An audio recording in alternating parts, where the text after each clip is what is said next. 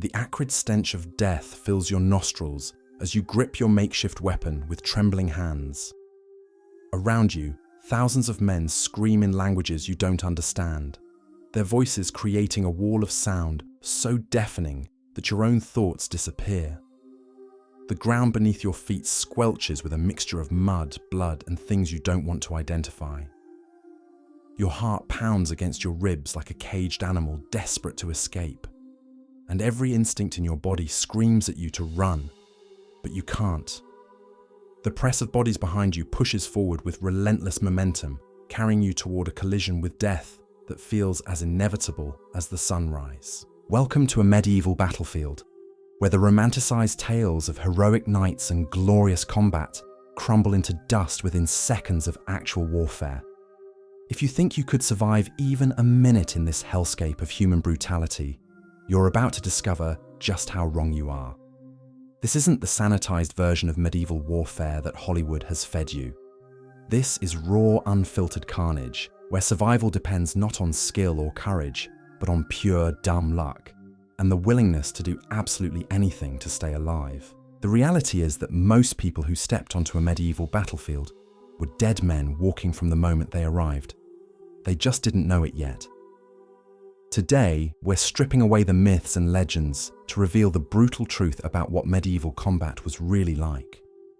We'll explore why trained warriors with years of experience often lasted mere moments in battle, why the ground itself became your enemy, and how the very act of breathing could become an impossible task. By the end of this journey, you'll understand why medieval battlefields were slaughterhouses that consumed human lives with an efficiency that would make modern warfare look merciful by comparison. But before we dive into the carnage, let's establish something crucial about medieval armies. These weren't professional fighting forces filled with battle-hardened veterans. The majority of soldiers were farmers, blacksmiths, bakers, and laborers who had been pressed into service or conscripted from their villages. Many had never held a weapon more dangerous than a kitchen knife before being handed a spear and told to march toward enemy lines. Some unlucky souls were literally picked up along the route to battle, given whatever weapon was available, and expected to fight for their lives alongside strangers they had met hours earlier. Imagine being pulled from your normal life and thrust into this nightmare scenario. You've never trained for combat. You don't know the man standing next to you.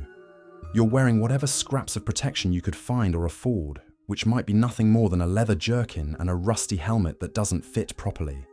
Your weapon is a farming tool that's been sharpened, or perhaps a spear that you've never used in you consists of thousands anger.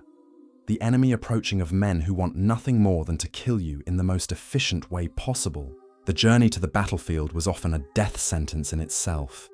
Medieval armies moved slowly, carrying their supplies and equipment across terrain that could be treacherous even in good weather. Men died from disease, exposure, and exhaustion long before they ever saw combat. During winter campaigns, soldiers would freeze to death in their sleep.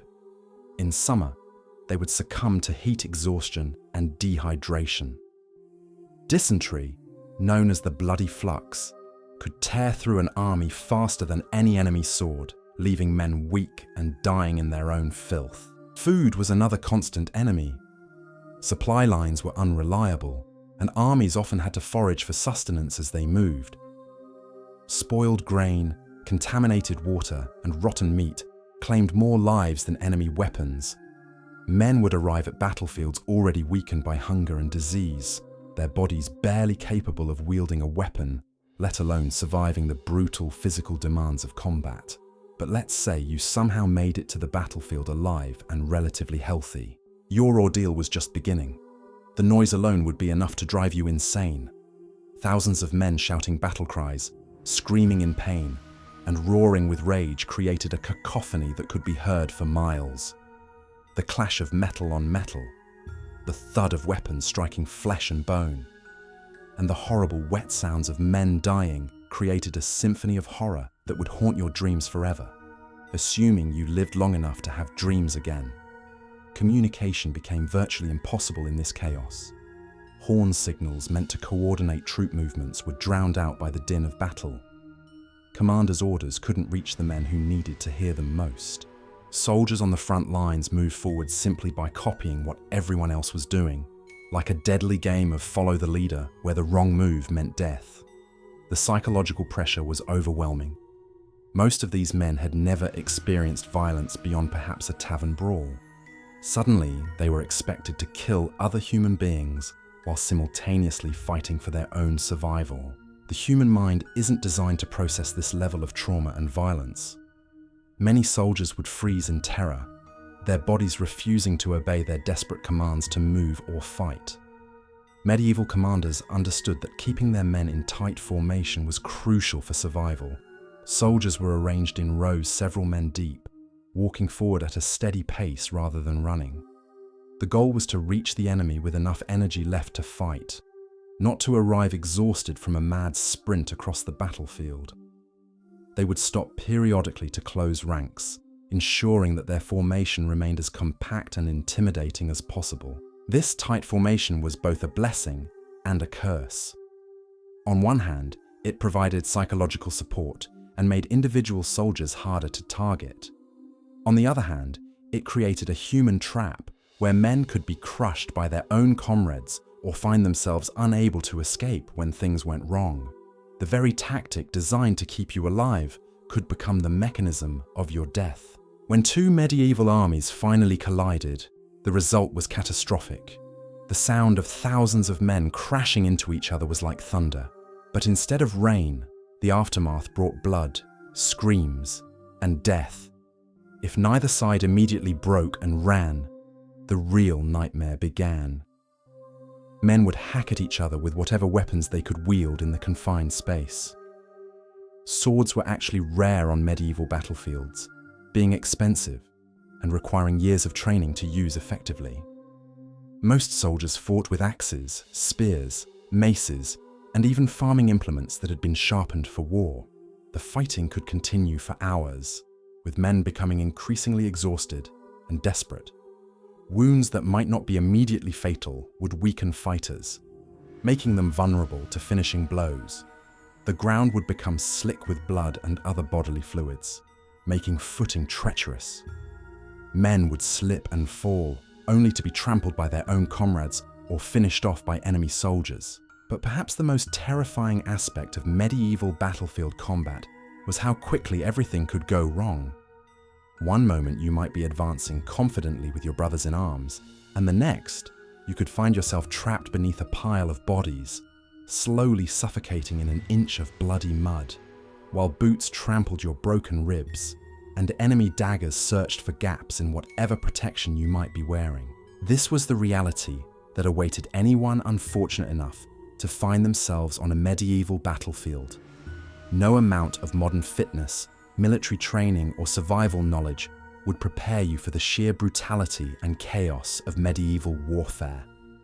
In the next part of our journey through this historical nightmare, we'll explore exactly how and why so many soldiers died not from enemy weapons, but from their own comrades, and discover the horrifying truth about what happened to your body when thousands of panicked men decided that survival was more important than formation. The moment chaos erupted and formations began to collapse, medieval battlefields transformed into death traps where your own allies became as dangerous as the enemy. Archaeological evidence from sites like Towton reveals a horrifying truth that would shatter any romantic notions about medieval warfare. Nearly 40% of soldiers found in frontline positions didn't die from enemy weapons or heroic single combat. They were trampled to death by their own comrades in the panic and confusion of battle. Picture this nightmare scenario unfolding around you. The tight formation that was supposed to protect you suddenly becomes a human avalanche. Men behind you continue pushing forward with unstoppable momentum, unaware that you and others in front have stumbled or fallen. The soldier beside you, wild-eyed with terror, accidentally strikes you with his elbow as he swings his weapon. You lose your balance and tumble face first into the churned earth below. Instantly, you realize the true horror of your situation. The ground beneath you isn't solid earth anymore. It's a mixture of mud, blood, vomit, and human waste that's been churned into a putrid soup by thousands of boots and hooves. The smell is overwhelming, a cocktail of death and bodily functions that makes your stomach heave. But you can't vomit because you can't lift your head. The weight of men falling on top of you presses your face deeper into this revolting mire. You try to push yourself up, but another body crashes down onto your back, driving the air from your lungs. Then another and another. Soon you're buried beneath a pile of struggling, screaming humanity. Some of the men on top of you are dead, their lifeless bodies adding to the crushing weight. Others are very much alive, clawing and fighting desperately to reach air and light, unknowingly pushing you deeper toward your suffocating grave. Your ribs crack under the pressure. The sound is audible even over the chaos above, a wet snap that sends lightning bolts of agony through your chest. Breathing becomes impossible as the weight compresses your lungs to nothing.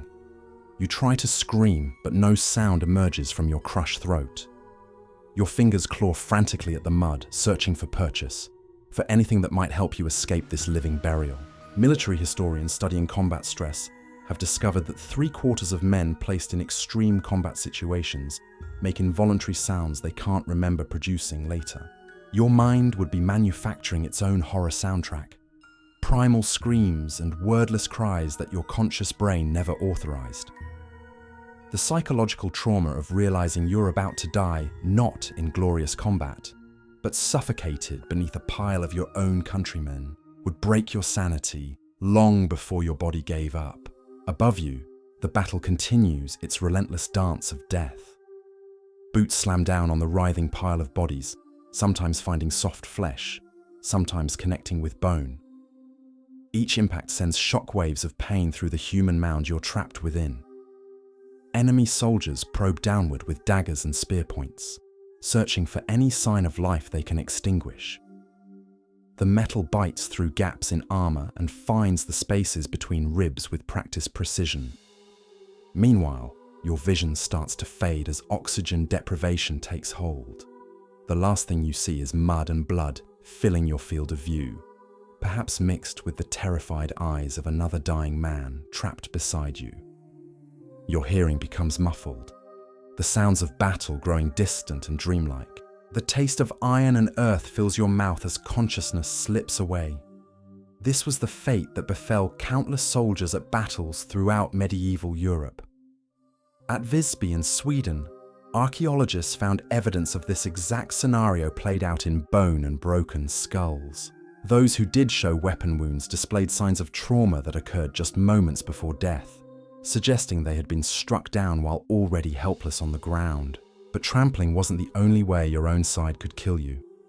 The medieval helmet, that essential piece of protective equipment that might save your life, could just as easily become your execution chamber.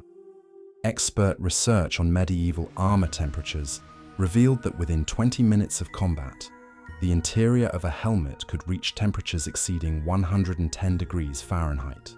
Imagine your head slowly cooking inside its metal shell while you fight for your life. Sweat pours down your face, stinging your eyes and making it impossible to see clearly. The padding inside your helmet becomes soaked and begins to chafe against your scalp. Your breathing grows labored as the superheated air burns your lungs with each desperate gasp. Some knights and soldiers actually died from heat exhaustion and suffocation inside their own protective gear, their bodies betraying them even as they tried to stay alive. The weight of medieval armor added another layer of deadly complications. A full suit of mail and plate could weigh 60 pounds or more, distributed across your body in ways that restricted movement and tired you quickly.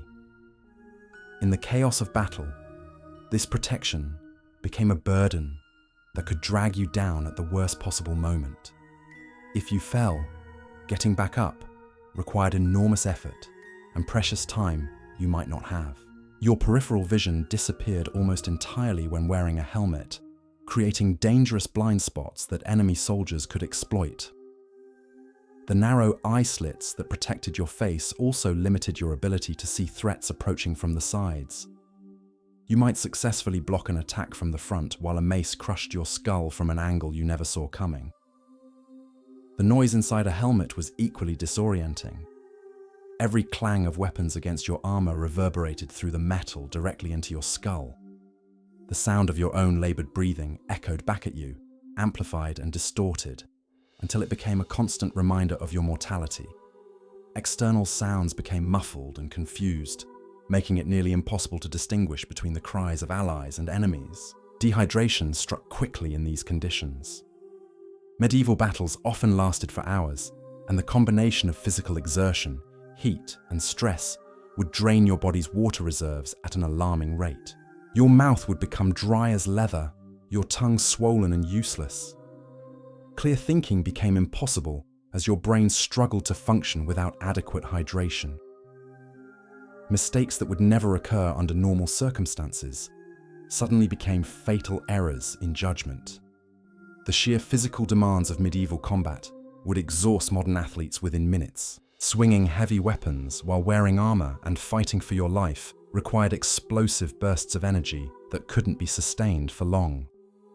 Your muscles would begin to fail just when you needed them most, leaving you vulnerable to enemies who might be slightly less exhausted than you were. Even if you somehow survived the initial clash and avoided being trampled by your own side, the medieval battlefield offered countless other ways to die. Arrows continued to rain down throughout the battle, striking friend and foe alike with indiscriminate lethality. Crossbow bolts could punch through armor at close range, while crude cannons and early firearms added their own deadly contributions to the chaos. The ground itself became your enemy, as blood, mud, and bodily fluids created treacherous footing that could send you sprawling at any moment. Bodies of the dead and wounded created obstacles that had to be navigated while simultaneously fighting for your life. You might trip over a fallen comrade and find yourself at the mercy of an enemy soldier's blade, or step into a depression filled with gore and lose your balance at a critical moment. Disease and infection lurked in every wound, no matter how minor. Medieval medicine had no concept of sterile conditions or antibiotics. A small cut from a rusty weapon could fester and kill you days or weeks later, assuming you lived long enough for gangrene to set in. The battlefield was contaminated with human waste, rotting flesh, and countless sources of infection that turned even superficial injuries into potential death sentences. But perhaps most terrifying of all was the realization that would dawn on you as the battle raged around you. This wasn't a test of skill or courage. It wasn't about honor or glory, or any of the noble ideals that might have motivated you to take up arms. This was pure, random slaughter, where survival depended entirely on factors beyond your control. The man next to you might be cut down by a stray arrow while you escaped unharmed. A horse might stumble and crush a dozen men, while you happen to be standing 3 feet to the left. In the final part of our journey through this medieval nightmare, we'll discover what happened to those who tried to flee when the horror became too much to bear, and explore the aftermath that awaited anyone unfortunate enough to survive the initial carnage. Because in medieval warfare, sometimes living through the battle was just the beginning of your suffering. The moment your nerve finally broke and every fiber of your being screamed for escape, you discovered that running from a medieval battlefield was often more lethal than staying to fight. The very act of turning your back triggered a predatory instinct in your enemies that transformed them from soldiers into hunters. They would pursue fleeing troops with savage enthusiasm, cutting down exhausted men who could no longer defend themselves. This wasn't combat anymore. This was a massacre disguised as military action.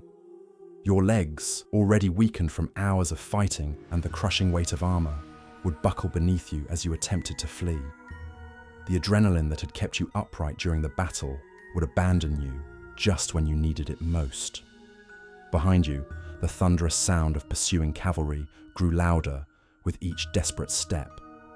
War horses, trained for this exact moment, would run down fleeing infantry with mechanical efficiency. Their hooves would crush skulls and snap spines as riders leaned down to deliver killing blows to anyone still moving.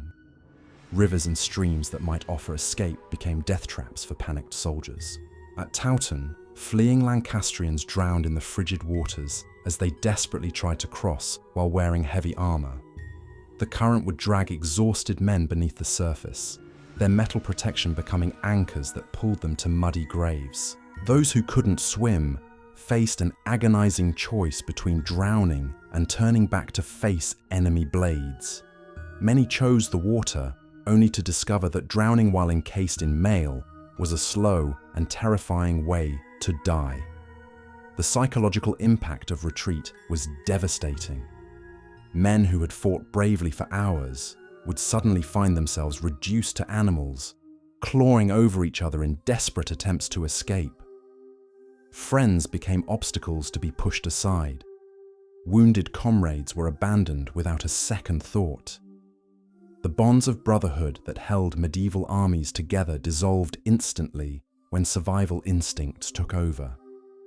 You might find yourself trampling fallen allies who reached out for help, their pleading eyes haunting you in whatever brief future you might have left. Even if you somehow escaped the immediate slaughter, your ordeal was far from over. Medieval armies didn't simply let defeated enemies walk away. Professional soldiers and mercenaries would spend days hunting down survivors, methodically eliminating anyone who might regroup and fight again. They knew the countryside intimately and could track fleeing men across miles of terrain. Your unfamiliarity with the local geography would work against you, leading you into dead ends and natural traps where you could be cornered and killed at leisure. Starvation became your constant companion during these desperate flights. The same supply problems that plagued armies in the field became catastrophic for individual survivors.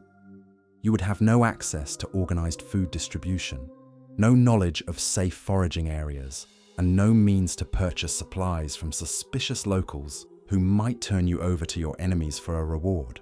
Your body, already weakened by combat and blood loss, would begin consuming its own muscle tissue within days. Local populations posed their own deadly threats to fleeing soldiers.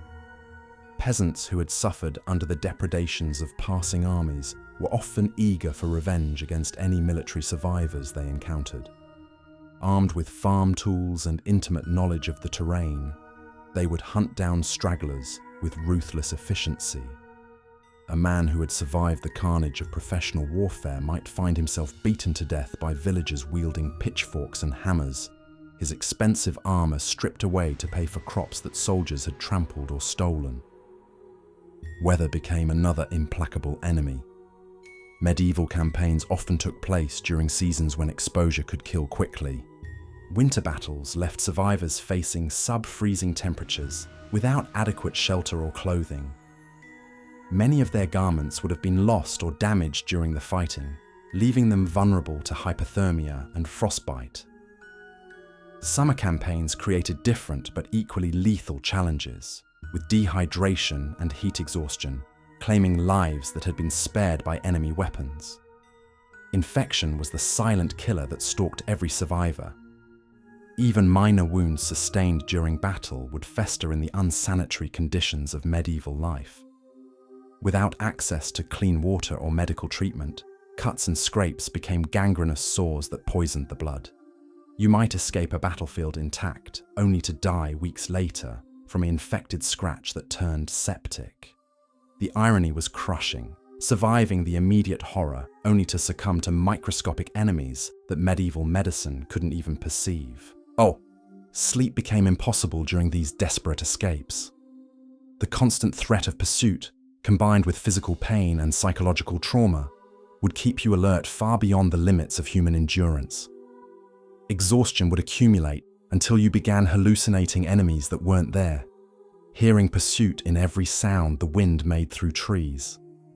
Your judgment would deteriorate until simple decisions became impossible, leading you into obvious traps or causing you to abandon perfectly good hiding places out of paranoia.